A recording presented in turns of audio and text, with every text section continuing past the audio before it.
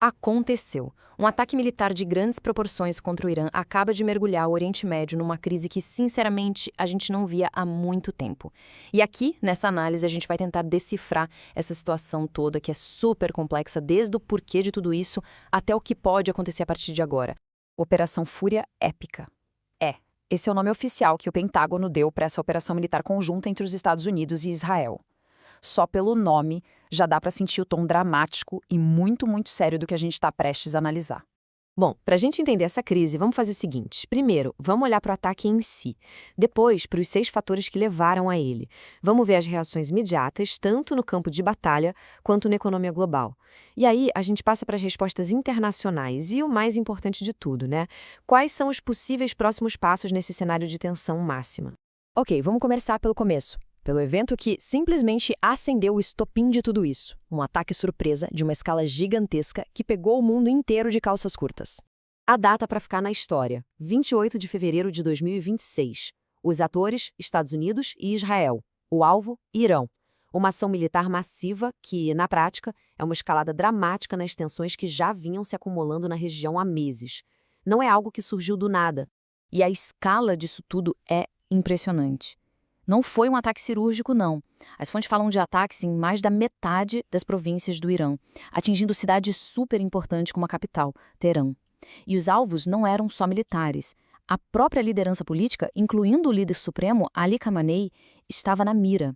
A descrição do Trump como uma operação massiva e contínua já dá o recado. Isso é só o começo. Mas aí vem a grande pergunta, né? Por quê? E por que justo agora? Nenhuma guerra acontece por um único motivo, então vamos analisar essa convergência de fatores que levou a essa decisão tão drástica. O que a gente vê aqui não é uma causa só. É tipo uma tempestade perfeita. 6 fatores diferentes que se alinharam. A questão nuclear, com o tempo de breakout do Irã ficando curto demais, a necessidade de responder ao uso dos proxies iranianos, a segurança de Israel, que vê um Irã nuclear como uma ameaça à sua existência, mandaram um recado para a China e para a Rússia, a política interna americana e, claro, o controle do fluxo de petróleo no Estreito de Hormuz. Nenhum desses fatores, sozinho, talvez justificasse o ataque, mas todos eles juntos, bom, aí eles criaram a lógica para essa ação. E vale a pena a gente parar um segundo para entender esse termo aqui, breakout time. A questão não é se o Irã já tem a bomba, mas sim o quão perto eles estão de conseguir fabricar uma. E essa janela de tempo diminuiu drasticamente. Foi isso que acendeu o alerta vermelho em Washington e em Tel Aviv. Ok, agora vamos sair um pouco da estratégia e ir para o impacto imediato no chão.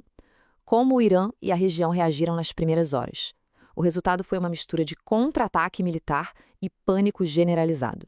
Do lado israelense, a resposta foi imediata. Esse comunicado oficial coloca o país inteiro em alerta máximo.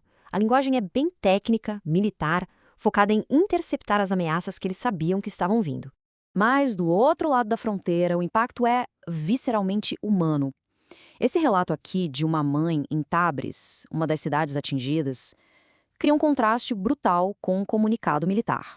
Mostra o custo real do conflito, né? Para as pessoas comuns, civis, que ficam no meio do fogo cruzado. E o cenário se dividiu em 2 frentes. De um lado, o militar. O Irã retaliou rápido, mirando bases americanas em todo o Golfo. Do outro, o pânico civil. Fugas das cidades, corridas aos postos de gasolina, aos bancos, escolas fechadas. É a imagem de um país inteiro mergulhando de cabeça na incerteza. Um conflito dessa magnitude no Oriente Médio, claro, não fica só por lá. As ondas de choque são sentidas na hora na economia do mundo todo. Vamos ver como. A primeira reação é a clássica fuga para a qualidade. Em momentos de incerteza geopolítica extrema como esse, os investidores correm para vender ativos de risco e comprar o que eles consideram seguro. E o principal porto seguro, claro, é o dólar americano. O impacto mais direto, sem dúvida, é no petróleo. O medo de que o conflito interrompa o fornecimento de um dos maiores produtores do mundo faz o preço disparar. Os analistas já falam que o barril pode chegar a $80. E, consequentemente, os ativos de risco sofrem. Os mercados de ações, como o Ibovespa aqui, sentem golpe na hora. Ativos ainda mais voláteis, como o Bitcoin, caem ainda mais forte. É um sinal claríssimo de aversão ao risco tomando conta dos mercados globais. E esse número aqui, ele explica por que o nervosismo é tão grande. 20%. Pensa só. 1/5 de todo o petróleo que viaja de navio pelo mundo passa por esse corredor super estreito, o Estreito de Hormuz. Com o Irã controlando uma das margens, esse lugar se torna o ponto de estrangulamento mais perigoso da economia global. Com o pânico nos mercados e a escalada militar a todo vapor, a frente diplomática, claro, entrou em ação. Vamos dar uma olhada em como as potências mundiais reagiram a essa crise que se desenrolava tão rápido. A reação da França, na voz do presidente Macron, é bem representativa da preocupação europeia. A frase perigosa para todos resume o sentimento geral. E o apelo por uma reunião de emergência na ONU mostra a urgência em tentar achar uma saída diplomática antes que a situação saia totalmente de controle. Agora, o que é interessante aqui é a diversidade das reações. A gente vê a Rússia se opondo diretamente aos Estados Unidos, Omã, que estava mediando negociações lamentando o fim da diplomacia, o Reino Unido alinhado com a preocupação nuclear americana e a União Europeia focada na necessidade de desescalada. Ou seja, o mundo não está unido nisso, e essas divisões podem complicar qualquer esforço para a paz. E tudo isso nos leva à pergunta mais importante, né? O foco central de toda essa análise. E agora? Para onde vamos a partir daqui? Quais são os possíveis desfechos para essa crise?